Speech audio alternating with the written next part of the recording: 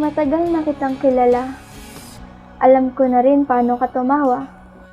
Paano ka umiiyak at patatahanin pa kita. Pati yung bigat na di mo masabi, pilit mong tinatago sa mga mata. Siyempre, kaibigan kita. Kaibigan mo ako. Magkaibigan tayo, di ba? Kabisado kong bawat kilos mo. Yun ang laging paalala ko sa sarili ko. Kaibigan lang.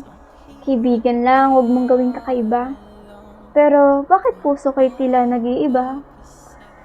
Bakit nitong mga nakarang araw napapansin ko, parang nag-iiba ang tibok ng puso? Lalo na kapag pangalan mo ang naririnig ko. Bakit sa bawat ngiti mo, isip ko'y biglang nagugulo?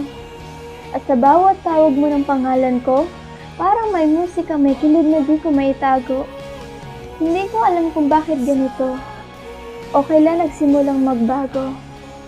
Pero isa lang ang sigurado ako.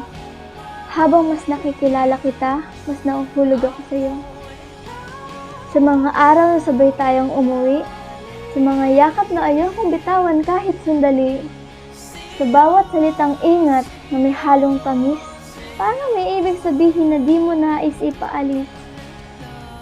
Sa bawat akway na akala ko'y normal, pero bakit sa akin parang naging espesyal? Kaibigan lang ba yun sa'yo? Just casual? O ako lang pong assuming na baka may meaning sa bawat feeling?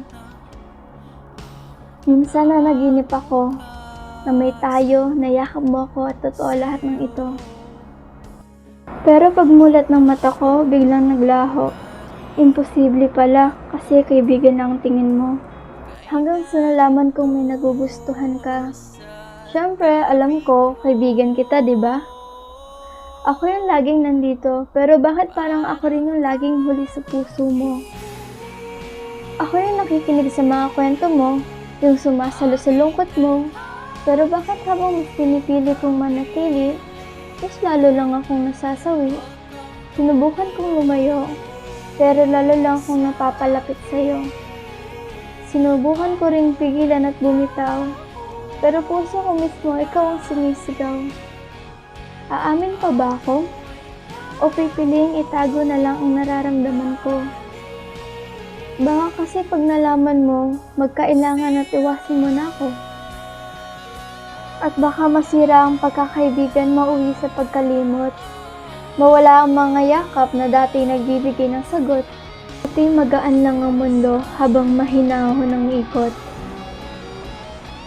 Baka ngayon, bawat hindi nasabing salita may bigat na idinudulot. Hindi ko alam kung kailan nagsimula. Sa totoo lang, mas natatakot akong mawala ka kaysa masabing mahal kita.